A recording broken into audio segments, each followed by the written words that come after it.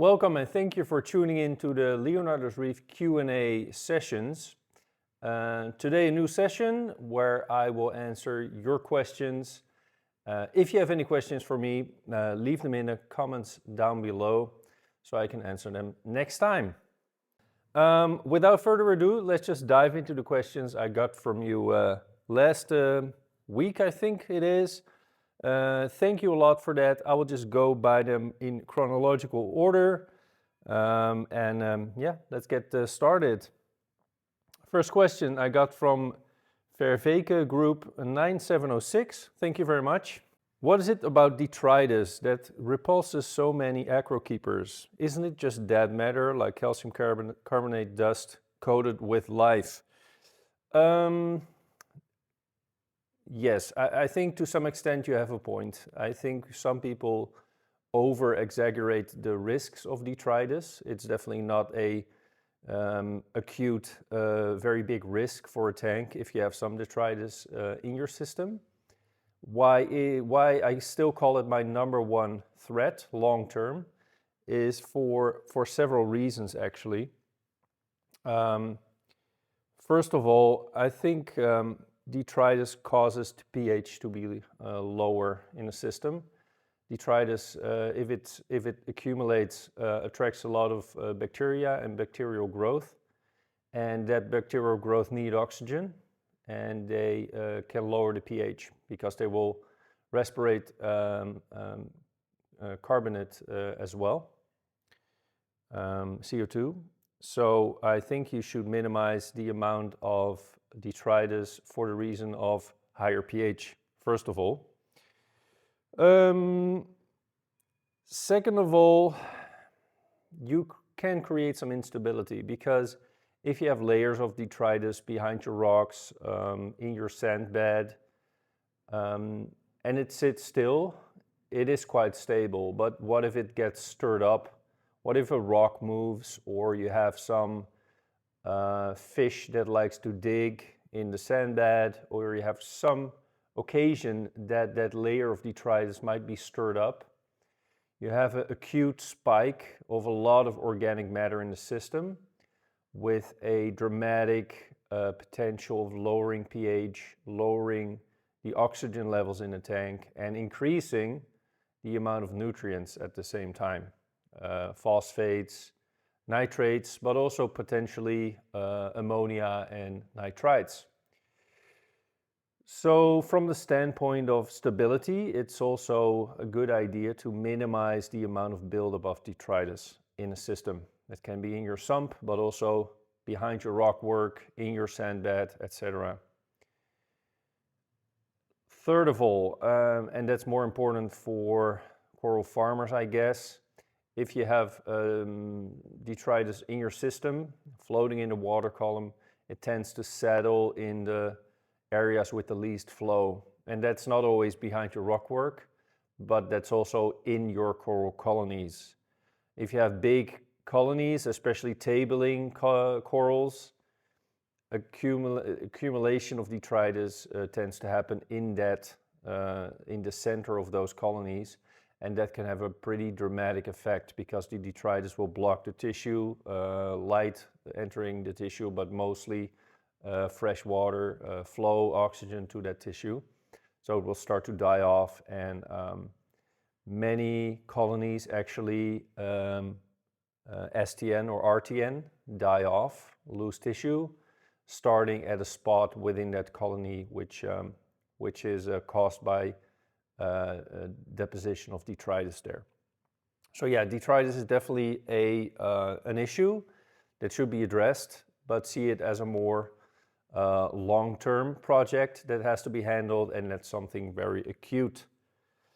So I hope that answers your question. Then you have a second question, heavy in, heavy out, like I told you last time, right? About the import and export of nutrients. How heavy is heavy? I wouldn't mind seeing how many grams of frozen mysis per unit, per volume you add every day. I think even if I gave you the number of food we add per gallon or per liter, still doesn't say a lot about our heavy in, heavy out philosophy. I think the most important is what happens at the bottom line, which is what amount of nutrient levels do you have in your system, and are they stable, are they increasing, are they decreasing? We try to keep our nitrates actually below 2 ppm and our phosphates between 0.05 and 0.1 ppm. Definitely the nitrates are very low, and export in our case is, like I said last time, with heavy flow, no sand bed, heavy skimming, the use of roller mats, but probably most importantly, our method of export is coral growth. Because corals take up so many nutrients, if you have a large coral flat full with Acropora, with a lot of light and a lot of flow in optimal conditions, they will probably suck out all the nutrients even before you can skim them out or take them out in a different way. So our biggest nutrient sink is actually into the corals. And what I mean with heavy in, heavy out, I still skim very heavy. We have a lot of coral growth, of course. We use roller filters, not 100% on a bypass, like I also explained in a previous video of the last farm update. So I think 20–30% of the water in normal conditions will flow through the roller mat. And that amount is just based on my visual observations. If I see detritus accumulating or not, I know I'm doing a good job of mechanical filtration by the roller mat. And I just keep feeding as much as I can while checking my nutrient levels, because that's bottom line my feedback. So if I see nutrient levels still going down, I will feed more and see if they stabilize at some point on the numbers I just explained to you. If I see detritus building up, I will switch on my roller mat a little bit more. Skimming heavy is basically a standard for me. I will always do that 24/7.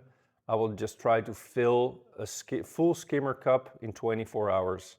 And I will adjust my skimmer to have a full skimmer cup in 24 hours. I'm there in the farm every day. I can clean all the skimmers. I just want to skim out as much as possible. Don't worry about traces. I don't think there's really substantial evidence that skimmers take out more traces than you find in natural seawater in the same ratios. So just skim heavy. That's my way of doing it. So I hope that answers your second questions as well. Then I will go to a question from Fadial Sorakish 1814. I hope I pronounce it better or maybe even worse than last time. And it's about Kalkwasser or lime water. Doug from Frag Farm and Claude from Fauna Marin don't advise using calc, and they did a lot of testing on it. Their conclusion was that calc can precipitate on rocks. This precipitation can fuel algae on rocks. Calc also absorbs many trace elements, especially fluoride, and it can cause pH to drop in the long run. I already had a little bit of back and forth with him. Sometimes, you know, I try to collect these questions for you, but sometimes I really want to answer and just have a more back and forth with that person because I'm really interested in their thoughts. But I will just incorporate that whole back and forth into the video so you can all be part of it. My answer to it was that I agree with the fact that Kalkwasser can, in some cases, cause more precipitation, especially in very high pH environments, like close to where the Kalkwasser enters the system, but also in areas with a lot of photosynthesis, like on the rockwork, but also in areas where you have a little bit higher temperature, like around heaters, or within the pumps around the magnets. There's also a little bit higher temperature, which causes precipitation to occur a little bit easier, so it can cause your pumps to clog up, which never happened in my case. Maybe that says something about my pH, but I don't think I add that much Kalkwasser when you compare to my volume. So I agree on the precipitation risk. It can also, with the precipitation of calcium carbonate, take out some other elements like phosphates, for instance, which you tend to see in the precipitation. There's also phosphates bound in there. And as you may know, algae and other plants as well can use inorganic phosphates to grow. So on that sediment or on that precipitate, algae can form and grow if you have all other nutrients in your tank present as well. You also need a lot of nitrates, of course, present for algae growth. So that's what I gave back. I don't really recognize what he said about long-term pH drop. I don't see any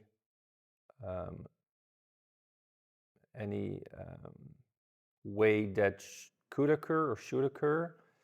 I try to find a little bit more reason behind it on the explanation that Claude gave, but I couldn't really find a reason why that should occur. I think in many cases it's just the fact that maybe Kalkwasser cannot keep up with alkalinity usage, which causes the pH to drop, or yeah, something like that. What I do have to say, because he gave an answer on that specific point as well. Fadial said that the precipitate causes bacteria to grow, and bacteria can cause the pH to drop because of oxygen use and respiration. But I think that's not a very valid point, because bacteria need, besides phosphate, also organics like nitrates, but also ammonia nitrites, plus a carbon source to really multiply and grow. So only inorganic phosphates is not enough. So I would say prevention of detritus buildup in combination with the precipitate can prevent extra bacterial growth on those surfaces. So that's something that's definitely preventable. And I don't see some phosphate storage and buildup as a big issue, because it also stabilizes the phosphate levels in your water. Because precipitated phosphate is some sort of a dynamic balance with the phosphate levels in your water. So if the phosphates in your water decrease a lot, more stored phosphates will actually come back into solution, stabilizing the phosphates a little bit better.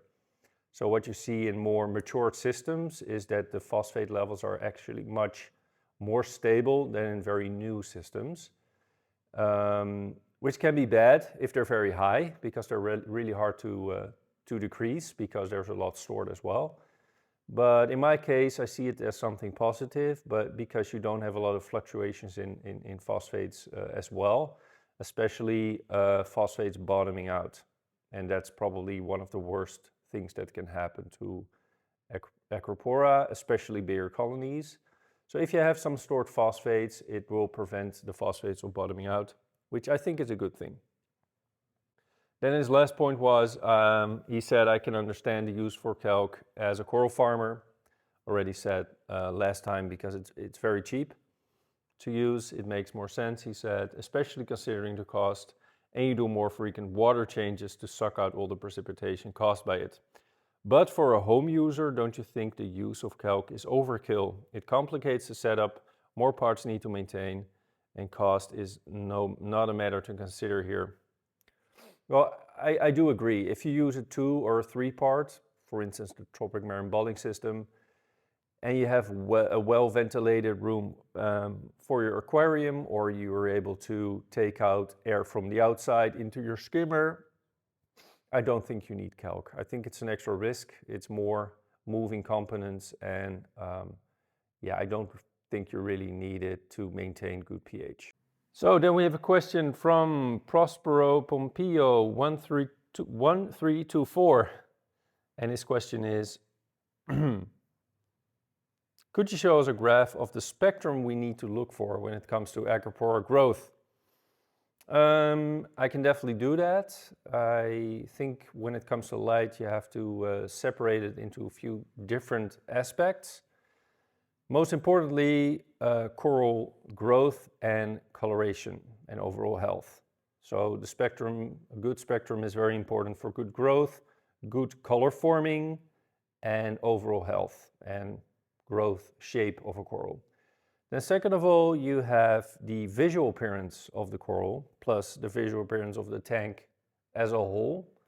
I think if your tank is overall very greenish yellow, it doesn't look good, or overall very blue, it also doesn't look good. So that's the visual part. When it comes to spectrum, I think you should always start with natural sunlight. I made a spectral plot myself with my spectrometer of natural sunlight here in the Netherlands outside, and it more or less looks like this. As you can see, and I think you should mostly focus on the spectral distribution, which is from 350 nanometers all the way to infrared, to 800. And basically every part is covered. So when it comes to lighting, I try to find a light source for my farm, for my corals, that covers most of this spectral distribution. So when you look at metal halides, I also have a spectral plot of that. You see, and even when you leave out the peaks that you see, but overall, when you look at the baseline spectral plot, it covers most of the spectrum, same as natural sunlight, of course in a little bit different proportions, but that's also for visual pleasing appearance. When you look at T5 light, which I also have a spectral plot of, and that's the most white bulb, the most complete spectral bulb, the ATI Aqua Blue Special, which is a tri-band phosphor bulb, but it doesn't cover the whole spectrum from 350 to 800. And I think we can all agree that T5 is one of the champions of coral coloration and coral growth. So do you really need the spectral distribution of a halide or natural sunlight to grow corals? I don't really think so. If you have an LED light, for instance a Radion G6, you can definitely match the spectral distribution of a T5 light. So spectrum-wise, it won't be any issue to mimic that T5 bulb. Where it gets a little bit more interesting is, can you mimic the spread of a T5 bulb? And I think spectrum is only part of the story. Another very important part is, of course, intensity, but most importantly, the distribution, the light spread. So I think in many cases people tend to have too few LED lights and run them at a too much intense program to match the part they want. So I would always choose for a pendant with a large surface area and overall low output. So a lot of spread and a little bit less intensity. And in that way you really mimic the spread of a T5 bulb. And there are a few lights out there, I won't mention any names, but I think you know what I mean, that really matches that those aspects that I just described. So spectral wise, I think visually it should look good. And I think when it comes to spectrum and coral health, it should at least match the spectrum of a T5 bulb.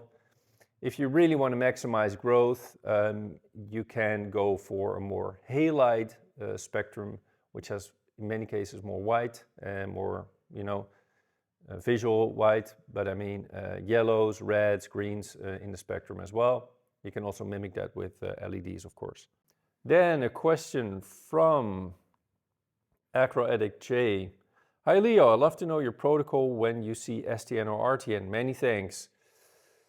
Well, we don't see a lot of RTN, STN anymore, I have to say. Luckily, since we started to keep our mother colonies much smaller than we did.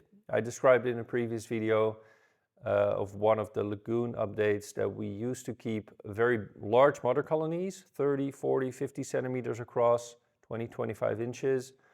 And it was very hard to keep them alive long term because you will see detritus accumulate in the middle of that colony, like I just described earlier. And to keep flow, etc., optimal in those big colonies is very difficult. So you tend to see RTN or STN occur in those. But since we keep our mother colonies much smaller, like fist size maximum, let's say 15 centimeters, 7, 8 inches max, we see it occur a lot less. We don't see RTN, STN as much anymore. What I would do if I see it, first of all, I would do a big water change. Yeah, that's my first go-to. We use the Tropic Marine Pro salt. I really trust the salt. I never had any issues with it. So if I see any issues in my tank, my first thought is let's dilute the problem, right? If there's an issue, I need fresh water to dilute the issue. So we will do a 15-20% water change. We always have 50 to 20% water ready to go, mixed up. So if there's an issue, that's the first thing I would do. Second of all, I would take a water sample before doing the water change and send it in for ICP-MS. If there's any issue when it comes to trace elements, but also macro elements, maybe some pollutants, I can easily spot it on the ICP-MS. But you have to wait for that a couple of days. So in the meantime, water change, activated carbon. If there's an issue, maybe activated carbon can take it out. And third, I would frag the coral. So I would take it out, frag off the healthy parts and see if those survive. In many cases, from my experience, even if you cut off some healthy parts, they won't survive because the issue is, in most cases, just spread through the whole coral. But in some cases, you can save a couple of frags, which you can grow back into a mother colony. In our case, we have multiple mother colonies in multiple systems. So if we lose one, we always have one or more than one as a backup. So that's a encouragement as well. But that would be my first thoughts when I see something occurring. Big water change, activated carbon. But before doing that, take a sample and send it in for ICP-MS and address if anything pops up. Then, how important is pH for coral growth? A question by KMapFG. Well, it is pretty important because pH directly influences the amount of carbonates that are available for the coral to grow. So if you have a higher pH, it's easier for the coral to form calcium carbonate, which is the main driver for coral growth. Stable pH, I think there's some evidence that stable pH increases the health of corals. I don't think there's any very concrete evidence that stable pH is very necessary for coral growth. Definitely if your pH dips below 8 at night, I would try to address it because it's definitely not beneficial. And I think it's easy to avoid with, like I said, high enough alkalinity, good ventilation, and not a lot of detritus buildup or other organics in the system. I've been curious if you quarantine each live rock you add from time to time. I would guess that could be also one potential source of pests. Oh yeah, for sure. I do recognize there are two different types of pests. One type of pests I really care about, and one type of pest I care about, but not as much. The type of pest I care about the most is the coral pests, which directly target the coral, are parasitic for Acropora in my case, which are different types of bugs, mostly Acropora eating flatworms, and I think you cover most of the stuff with that. So that type of pest worries me the most. You typically don't find that pest on live rock because those pests need live coral to survive, to reproduce, and live rock doesn't contain any Acropora, or at least I never seen any Acropora growing on live rock, unfortunately. So those type of pests you don't really have to worry about. But still, I want to make sure they are not on there, so we follow a certain protocol. The type of pests you can find on live rock are more the generic common tank aquarium pests, which is Aptasia, different types of algae, different types of snails, let's say vermitids, for instance, that can be a nuisance, or Asterina snails, for instance, right? So what we do when we get new when we get new live rock in, we tend to take them from the wholesale, from big holding tanks. And in those holding tanks, they are kept in spray trays. So they're basically on big trays on a grid, and water sprays on them like a shower constantly to keep them wet, but they're not submerged in water. And the advantage of that is that any crabs will crawl out of the rock and eventually fall down in between the grates and disappear out of the rock. So crabs I usually don't find in the rock. Flatworms, etc., because you also have the normal red planaria flatworms, cannot really survive with being out of the water, so they won't survive very well in these spray trays. Don't have to worry about those as well. Vermitids also don't do well when they're just sprayed wet. They really need a column of water to survive. So those spray trays take out pretty much of the pests that you worry about. Asterinas, the same story. But still, when we get those live rock in, I will dip them in a coral dip. Just normal coral dip, totally no problem for that live rock. Leave it in for 10 minutes, rinse it out, use a pump to really get into the nooks and crannies, and everything that's in there will basically blow out. Then give it another rinse. Then it goes into a tub, and that tub contains a heater and contains a flow pump. And the tub can be closed off, which leaves it in complete darkness. To that tub, we will add a few bumblebee snails and some Lismata shrimp, Kukentali, Lismata woodemani, and we will close off the lid and just leave it for at least 3-4 weeks. In the past, and then I'm talking about 2005, we used to call that cooking the rocks. And you shouldn't make the mistake of thinking that you will literally cook the rocks in a pan. No, you will basically cure those rocks in a bin. During that time, in complete darkness, all algae will die off. The bumblebees will take care of anything like vermitids or anything that's left in the rocks. The Lismatas will take care of any Aptasia in those rocks. And after those 4 weeks, they tend to come out super clean in our experience. So that's what we do to take care of any pests in the rocks.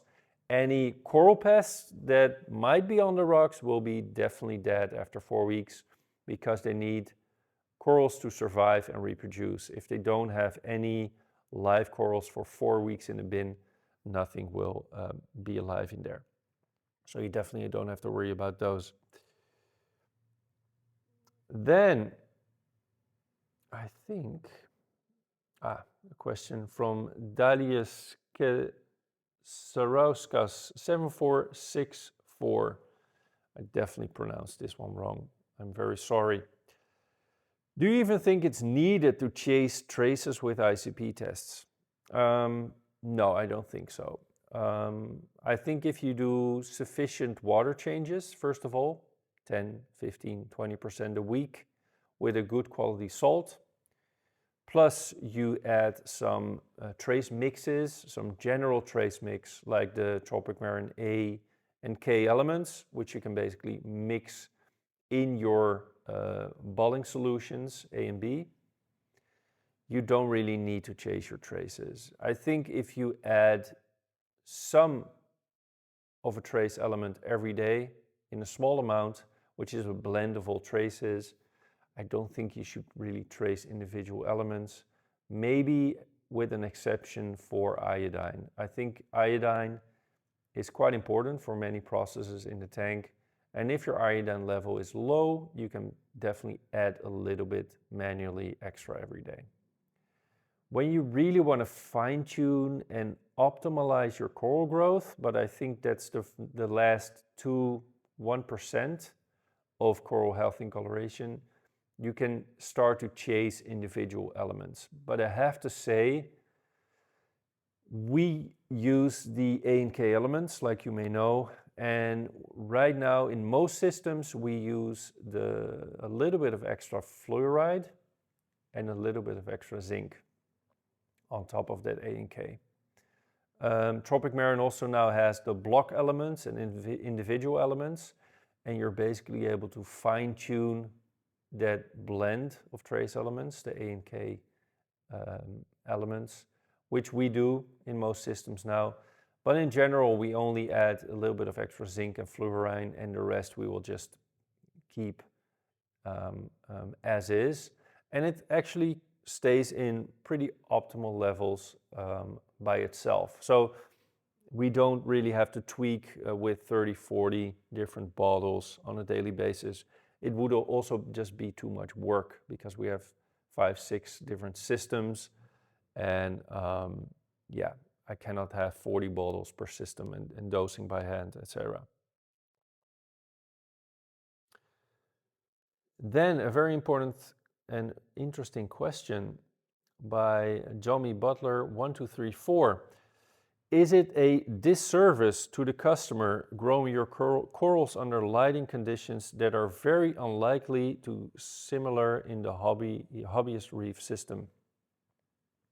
Halides and T5 seem to work great in commercial application, but they are rare in the hobby. I don't really agree with this statement. I already replied under that video. I do recognize part of it, and I see, of course, halides and T5s are slowly phased out, although T5s are still going strong here. I recently contacted the producer ATI, and he said T5s for the coming years are no issue at all to obtain. And I see many Acropora, heavy Acropora keepers, serious Acropora keepers here in Europe at least, still keeping some sort of hybrid setup which incorporates T5s in many cases.